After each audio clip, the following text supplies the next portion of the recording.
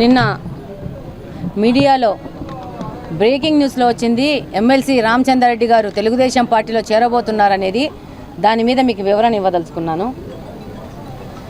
MLC Ramachandra Reddy గారి అవసరము తెలుగుదేశం పార్టీకి లేదు. ఈ మధ్యకాలంలో మీకు అందరికీ తెలుసు, ఆయన ఒక స్కూలు ఒక యాక్సిడెంట్ జరిగి కొంతమంది విద్యార్థులకు గాయాలయ్యడం జరిగింది. స్కూలు యాజమాన్యం యొక్క బాధ్యతారహిత చర్యల వలన పిల్లలు గాయపడడం జరిగింది.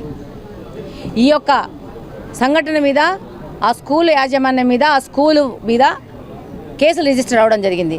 దీంట్లోంచి తప్పించుకోవడానికి వీళ్ళు ఒక షెల్టర్ లాగా తెలుగుదేశం పార్టీలో మేము చేరబోతున్నామని చెప్పి లీకులు ఇచ్చి ఒక మీడియాలో హల్చల్ చేసి ప్రజల్లో ఒక కన్ఫ్యూజన్ వాతావరణం గురి చేసి ఈ విధంగా లబ్ధి పొందాలనుకుంటే ఎమ్మెల్సీ గారికి చెప్తున్నాము, ఇలాంటి ఉపాయాలు ఇలాంటి కుయుక్తులు మీరు ప్లీజ్ మానుకోండి.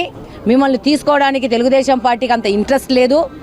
మీరు ఏదో మీ యొక్క కేసుల నుంచి తప్పించుకోవడానికి ఈరోజు ఎన్డీఏ కూటమిలో ఉన్న జనసేన కానీ బీజేపీ కానీ తెలుగుదేశం పార్టీలోని దూరిపోయి మీ యొక్క మురికిని మిగతా అధికార పార్టీకి అంటించి మీరు తప్పించుకోవాలనుకుంటే మీ అవివేకమైన చర్య. మీకు గుర్తుంటుందో లేదో, మీరు నన్ను ఒక మాట మాట్లాడినారు, కడపలో గల్లీలో వదిలేస్తే ఆమె ఇంటికి కూడా చేరలేదని చెప్పి. ఒకసారి ఆ మాటను గుర్తుపెట్టుకోండి. మీరు ఇప్పుడు మీ యొక్క అవినీతిని ఈ స్కూల్లో అవినీతికరంగా నడుపుతూ మీరు చేసిన దుర్మార్గాలు ఈరోజు పిల్లలకు గాయాలు కావడానికి కారణమైన మీ యొక్క యాజమాన్యాన్ని మీరు కాపాడుకోండి.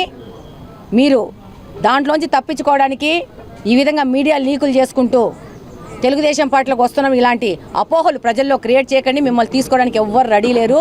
మీరు తప్పకుండా చట్టం తను చేసుకొని పోతుంది.